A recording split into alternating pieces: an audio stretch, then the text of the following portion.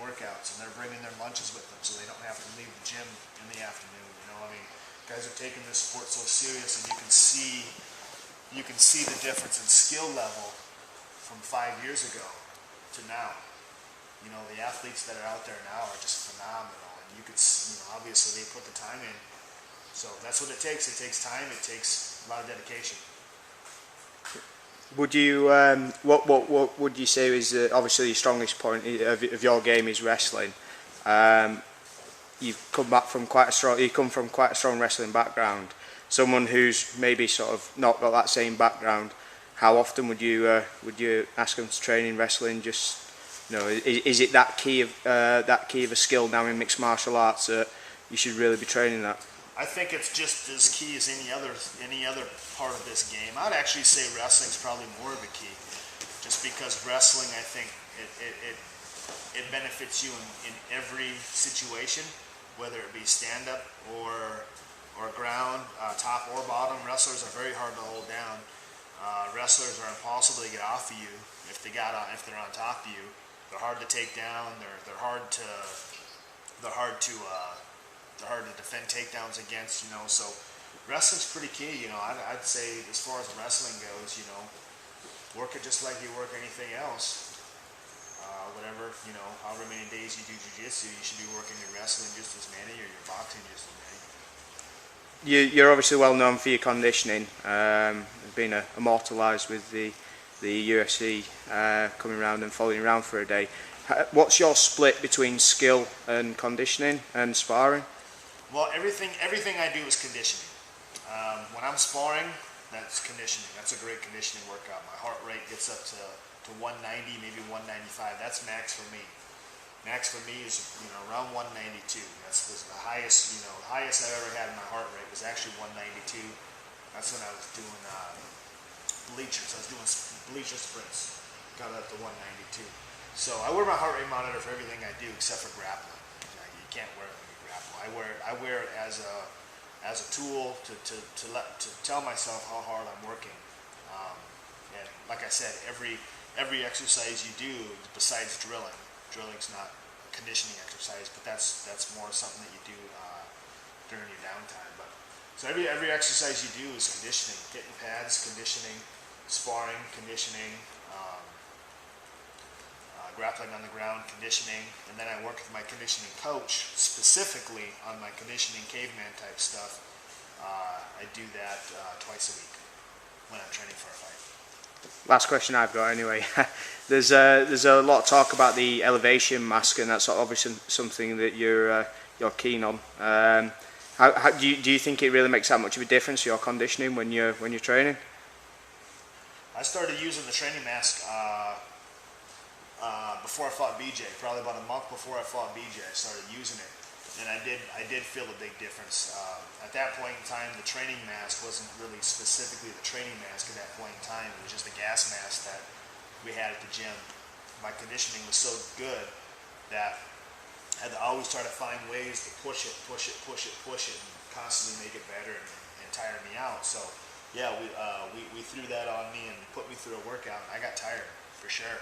So ever since that point in time, it's been a mainstay in my training camp ever since 2007. That was 2008. So everything since 2008, the training mask has been a mainstay in my training camps. So I swear by it. I wouldn't use it if it didn't work.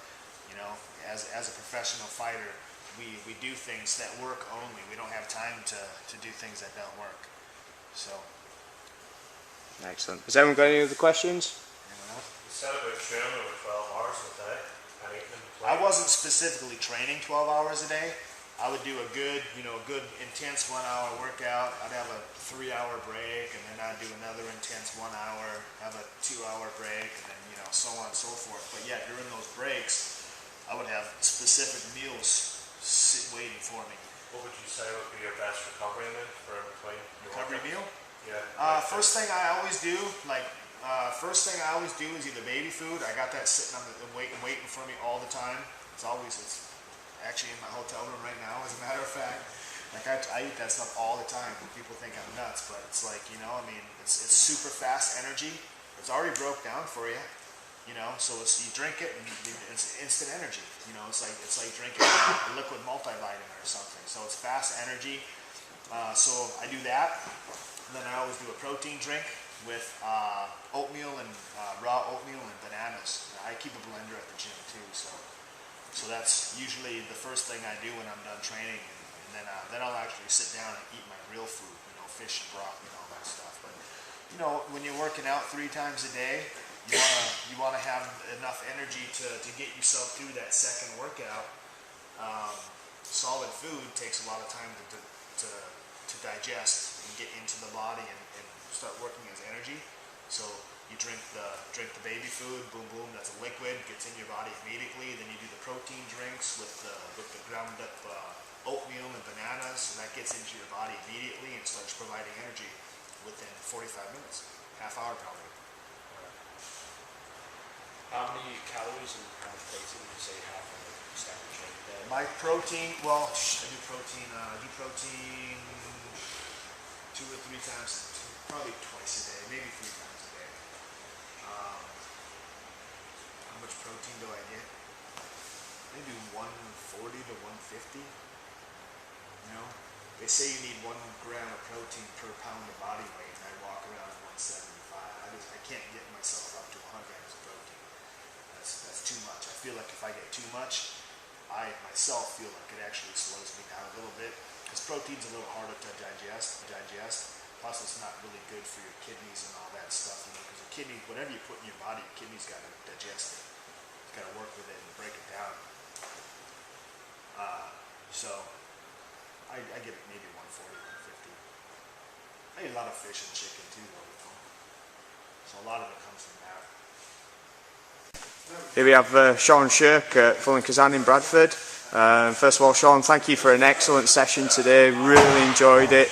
All the guys were buzzing after the session. I understand you got a trip over to Grimsby, and then you've got another 8 seminars after that. I got 7 seminars remaining on the tour here. So yeah, I had a great time. You know, guys here were real eager to learn, and everyone was smiling and happy. So that makes my job a lot easier. So I appreciate that for sure. Excellent. Anything you want to mention? Any fights? Any products you're coming out with soon? I've got no fight scheduled right now. I've been hitting the seminar tour real hard.